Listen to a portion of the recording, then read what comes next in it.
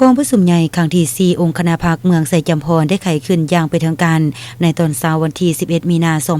2025ที่สโมสรใหญ่ของเมืองภายใต้การเป็นประธานของสหายไก่สอนจันทร์ศรีนากรรมการพรรคแขวงเลขาพรรคเมืองไสจำพรให้เกียรติเข้าร่วมของสหายสอนธนูธรรมวงศ์กรรมการศูนย์กลางพรรคเลขาคณะบริหารงานพรรคแขวงบริคำไซมีอนุกรรมการสุขโยการดำเนินกองประชุมใหญ่คันแขวงแขกถึกเชิญจากบรรดาเมืองอ้อมข้างและผู้แทนสมบูรณ์เข้าร่วมจำนวน95สหายหญิง10สหาย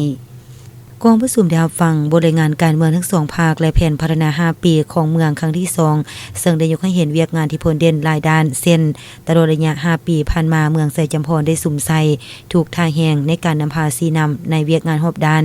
ซึ่งมาฮอดปัจจุบันนี้ภายใต้การนำพาของคณะพรรคเมืองได้ให้เมืองไสจำพรได้มีความสงบอย่างหนักแน่นสามารถสร้างบ้านป้องกันศาสตร์เข้มแข็งได้17บ้านเท่ากับ100ส่วน100และสร้างบ้านป้องกันความสงบดีได้17บ้านเท่ากับ100ส่วน100การเมืองเศรษฐกิจมีความมั่นเที่ยงการพัฒนาพื้นฐานโครงสร้างได้รับการขยายตัวเศรษฐกิจมีการขยายตัวในอัตราเฉลี่ย 2.63 ส่วน100ต่อปีรวมยอดมูลค่าเพิ่มผลิตภัณฑ์ภายในหรือ GDP มฮอดปี2024ปฏิบัติได้ 167.19 ตื้อกีบเท่ากับ145ส่วน100เฉลี่ยรายรับใส่พลเมืองแม่นได้14ล้าน9แสนกว่ากีบต่อคนต่อปีในนั้นคะแนนกสิกรรมขยายตัวกว่า67กว่าส่วน100คะแนนอุตสาหกรรมกว่า14กว่าส่วน100คะแนนการบริการกว่า17กว่าส่วน100การพัฒนาสังคมเมืองไสจำพรได้ปรับปรุงระบบการเมืองสาธารณสุขอย่างต่อเนื่องโดยเฉพาะการปฏิบัติตัว4วัดเป้าหมายสหัสวรรษด้านการพัฒนาสาธารณสุขบรรลุตามคาดหมายสามารถประกาศบ้านแบบอย่างสาธารณสุขได้100ส่วน100บ้านแบบอย่างโภชนาการได้1บ้าน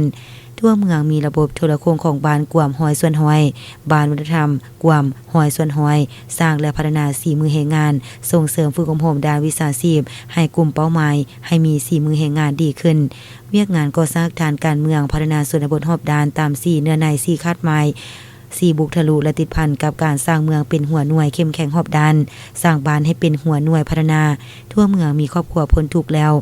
1,300 กว่าครอบครัวเท่ากับ62กว่าส่วน100มีครอบครัวพัฒนาได้333ครอบครัวเท่ากับ45กว่าส่วน100บ้านพ้นทุกข์ได้แล้ว6บ้านเท่ากับ35กว่าส่วน100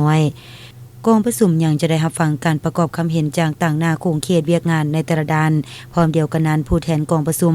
ยังจะได้ใช้สิทธิประชาธิปไตยของตนป้อนบัตรคัดเลือกเอาคณะบริหารงานพรรคเมืองสุดใหม่เพื่อสืบต่อนำพาซีนำต่อไป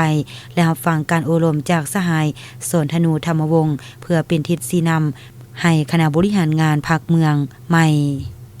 ทั้งหมดที่กล่าวมานั้นได้ยั่งยืนให้เห็นถึงความสามัคคีอันเป็นเอกภาพภายใต้การนำพาของพรรคและความสัมพันธ์แบบกายอินทรีย์ระหว่างพรรคกับประชาชนทั้งยั่งยืนถึงความรับผิดชอบการเมืองของพรรคและยั่งยืนถึงความรับผิดชอบของคณะพรรคแต่ละขั้น